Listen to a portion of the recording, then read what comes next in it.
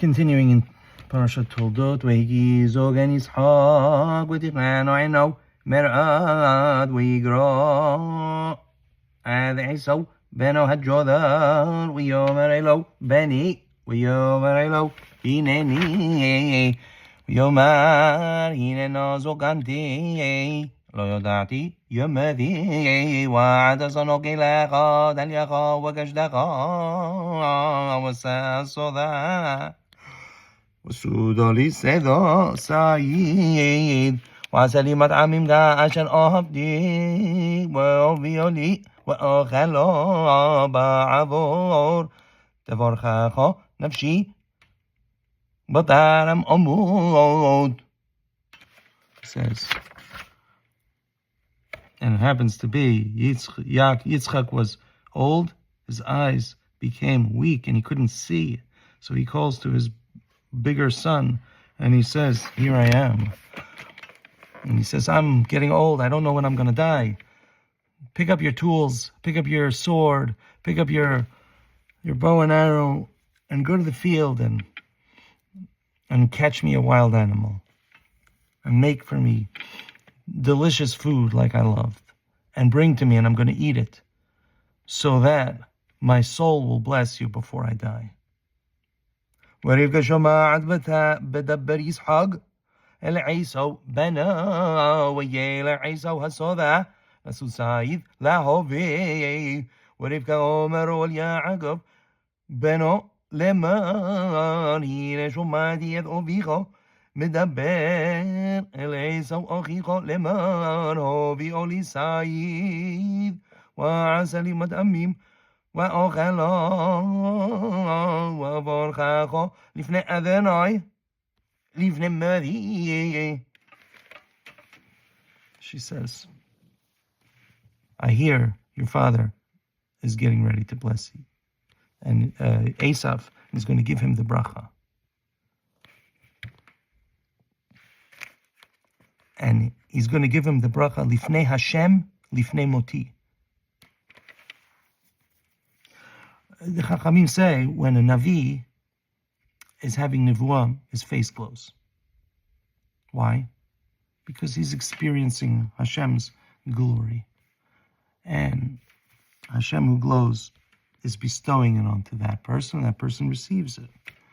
And they glow like fire, depending on the level. And the Medrash brings different Nevi'im and in different scenarios. And where Moshe Rabbeinu was always has the karnei or the fire and lightning. So Yitzchak is having an extreme moment.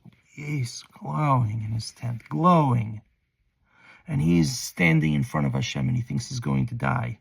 Why does he think he's going to die? The Midrash says he woke up that morning, he was blind, and because he woke up that morning blind all of a sudden, he said, this must be a sign that I might die right now. And Iver nechshav kemet, I better pass on what I need to pass on now and finish my business. And he's davening in front of Hashem, and he's right there. Lifnei Hashem, lifnei moti. Go out. You have to work. Why does he tell him to go out to the field and catch a wild animal and bring tools and weapons? Go to our sheep. Yitzchak understands that he's different than Esav. And what Esav can do, he cannot do. The way that Esav, the way that Esav rules over everything. Hashem gave that bracha to Adam. Go, you rule over everything. And Yitzchak is looking at himself as deficient. Yitzchak is not the type to rule over everything.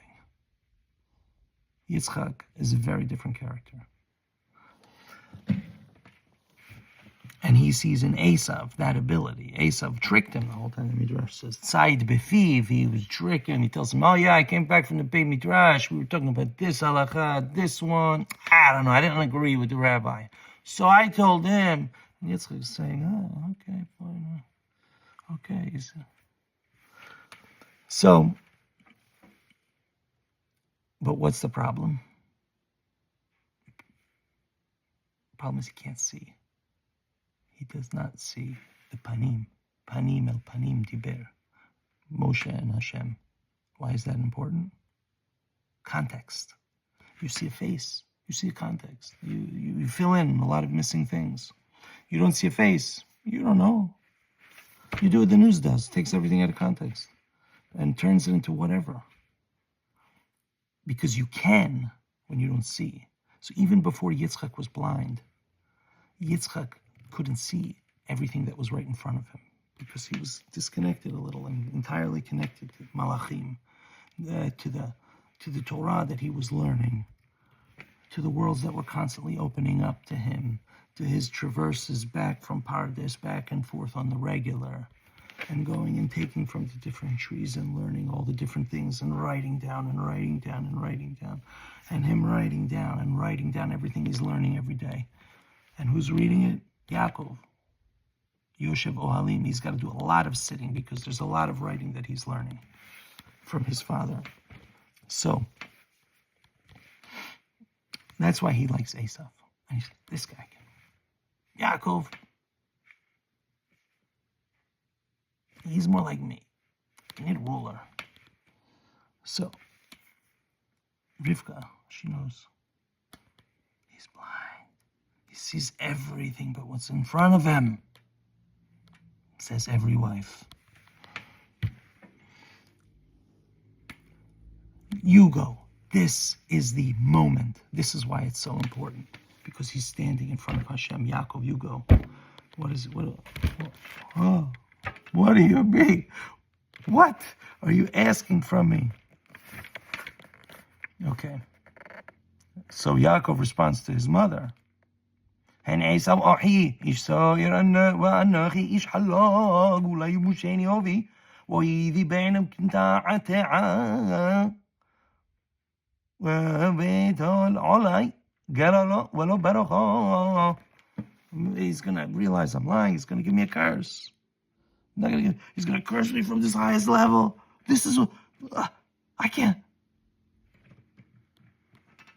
ותאמר לאמא, אולי קיללו וחובני, אך שמע בגלי והלך גחלי.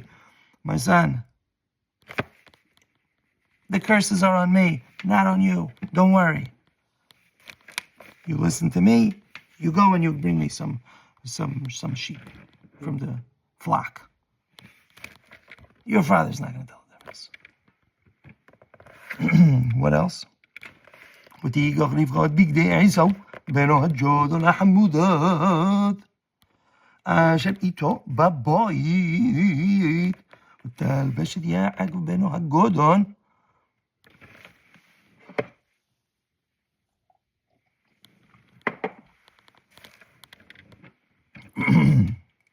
ותערב גדויי העזים הלבישו על ידו.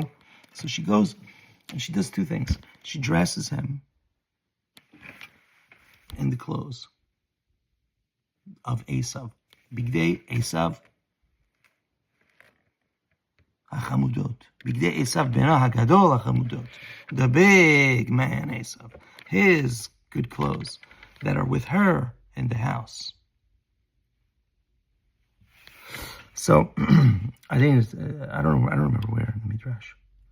So these clothes are the clothes from Gan Eden. These are the clothes, they say, from Adam and Chava. This is part of this beged that was passed down. And Esav kept it by Rivka.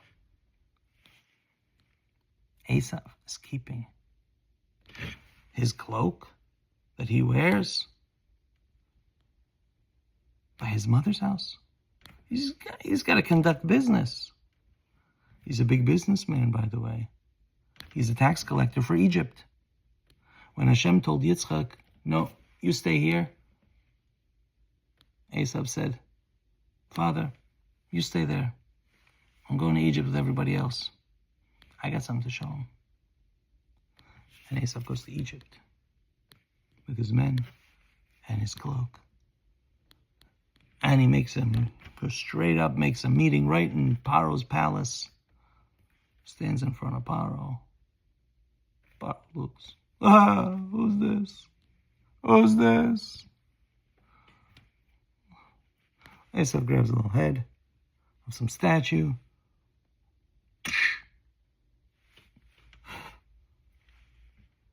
Paro, greetings. Would you like to conduct business? What do you have in mind? Who are you anyway? Who I am, I'm Esav, blah, blah, blah, blah. Nothing else matters. My name, Esav. Takes another idol.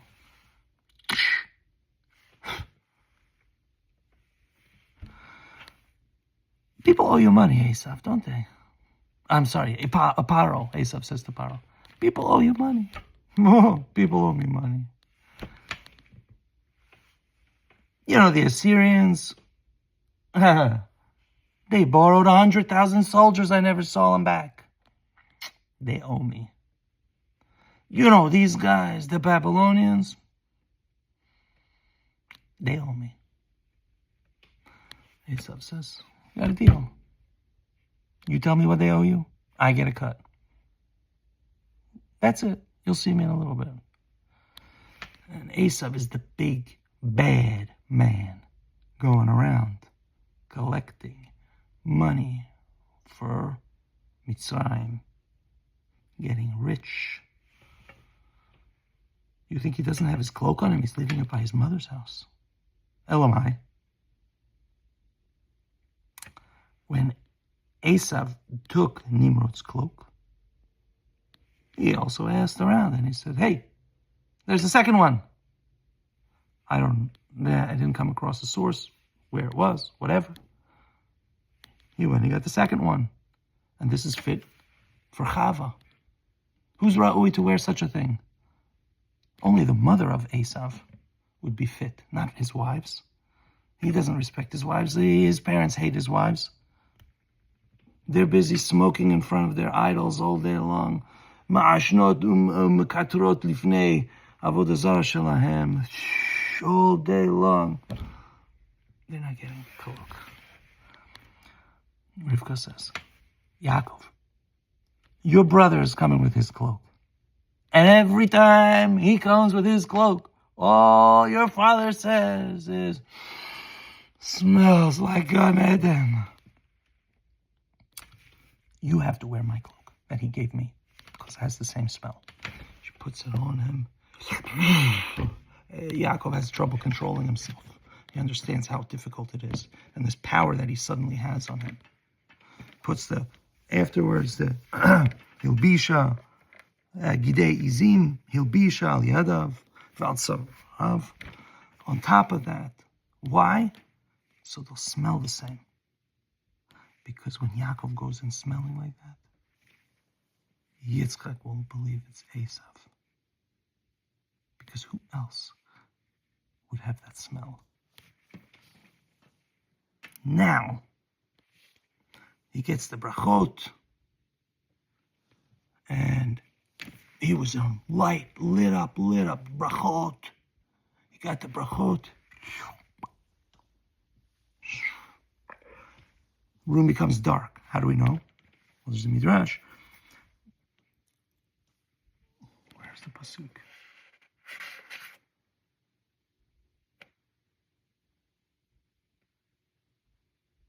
Vayika asher kila Yitzchak levorech et Yaakov vehi ach yaso Yaakov ma'at panei Yitzchak oviv ve'esav ohiv bo miseda. So Yitzchak was done giving the bracha to Yaakov, and he left from the face of Yitzchak. The glowing stopped, and the Midrash says that Yaakov was inside and the tent was dark, and Esav was outside and it was light. When you're outside, you can't see into a dark room. When you're inside, you can see out into a bright outside. So Yaakov hides behind the door, on the side of the door, because it's dark. Esav comes in, Yaakov goes out. Before that, it was very light. Why would it be dark in Yitzchak's room? They wouldn't light for their father a candle, even if he can't see. He didn't need the light. He was always lit. His room was always lit from him because he was always standing and then he had the Shekhinah around him. Esav is coming. He gave him the bracha. Yaakov got the bracha. Esav is coming. The light goes out. It's dark. That's how we understand that. Now, what happens? وحرد يسحق هرد جدلا عدم آد ويومر مئفه وسط السعيد ويوذلي وخل ميكل متارم توبة وارخيه جنبورو خيا. He's also getting the bracha. That was a bracha. That caught, he says. כשמוע עשיו את דברי אובי וישגשג גדל אומרו עד מעט ויאמר לאובי בורכני חמאוני אובי. Esav hears this, his father's words, and he ויצעק צעקה גדולה ומרה עד מאוד, great yell, bitter very much. Because he's wearing the cloak. Whatever he does is huge. Whatever he says is loud. That's why. Such a big, strong cry. It's because when you're wearing the cloak, you can't control it. You're nuts. That's where this nuts reaction comes. Please, Father, give me this. I'm going to kill him. That's what he says. Yaakov leaves, and he quickly takes the cloak off.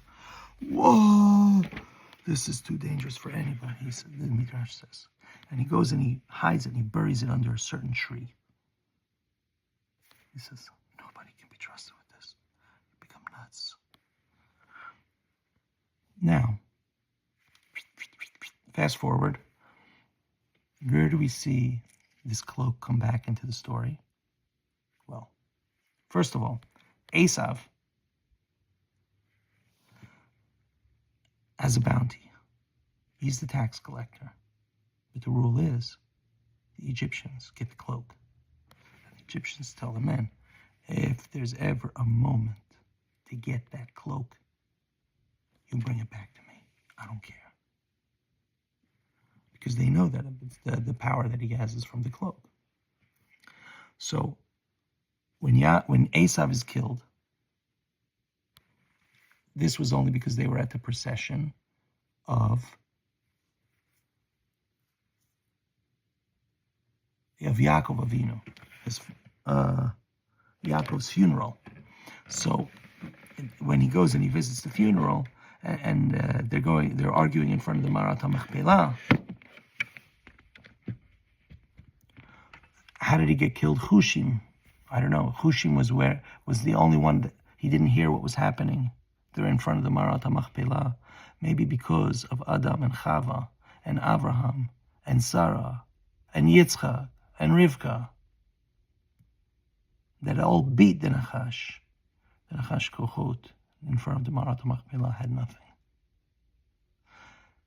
And nobody would expect that. But who would attack him? Only Hushim, who doesn't hear. He's missing out on everything. Missed out on everything. Everything is all in words. He missed out until it was only him who could kill Esav. And he did, and he cut Esav's head off. So who's this man stopping this procession from us burying our father, our grandfather? And the Egyptians, Esav's dead. He's wearing his cloak. Get that cloak off him. Bring it back. The cloak disappears, flies back to Egypt. Yaakov gets buried. So that's what happens with the cloak of Adam HaRishon. It went to Egypt. From there, the cloak of Chava was hidden under a tree that Yaakov hid. When Yosef was blossoming, And Yosef was the Ben Zikunim, and he was learning, and he was the Talmud. He was everything for his father, serving him and learning from him constantly. And Yaakov went with it, loved his son for it. He said, I'm going to do something, give you protection. Everybody's got it out for you, Yosef. Everybody. And he goes back to the tree, and he shears off ends, strips from the cloak of Chava, and he woves it in to a wool cloth, a talit. It's a talit. They're following all the mitzvot. Back from Avram Avinu, they're following all the mitzvot. They put tzitzit. What color were the cloaks? They were black. I don't know where I came across that. I think it was in maybe Pirkei Eliezer. The Nachash was black. His or was black, or it was black after it came to Olam Hazeh, and they were over here. I don't know what. With the brachot and the kavanot that Yaakov Avinu puts in, and the kochot and the angels that he commands over this cloak of guarding, and he gives the ketonet pasim, the cloak that has the lines. It's not all the skin. It just has a few thin lines across the bottom, across here, like what we currently have in our Masorah, similar, where it came from. And this will give him protection. Why else would Yaakov send Yosef alone across who knows where to find his brothers days away and travel? Alone. The son he loves so much. Son, I got something. Before you leave, make sure to put on the Ketonet Pasim I gave you. It will help you, give you protection. Yes, Abba, I'm going. Yaakov is not scared. Yosef has the cloak that he made specifically to give protection to Yosef. When Yosef is lost, where's my brothers? Where's my brothers? Suddenly there's Gavriel there in the field. Oh, they're over there. You'll find him. So Gavriel coming suddenly and telling him where his brothers are. Because he has the cloak. He can summon the Malachim whenever he wants. Where are they? Summon the Malachim. That's where they are? Okay. Now Yosef goes to his brothers. The brothers are already planning on his way. Here he comes. He comes. Come, Yosef. Come join us. But before you join us, let's take your beged off. They know they can. If Yosef said no, nobody would have been able to touch Yosef. But Yosef says, okay, we make peace. Oh, I'm not afraid. Yeah, okay, sure, let's eat together. Take it off. They take the cloak off. They pick him up, throw him into the pit, put the cloak in some blood.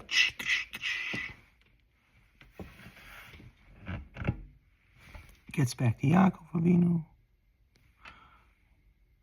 Where's the rest of Chava's cloak?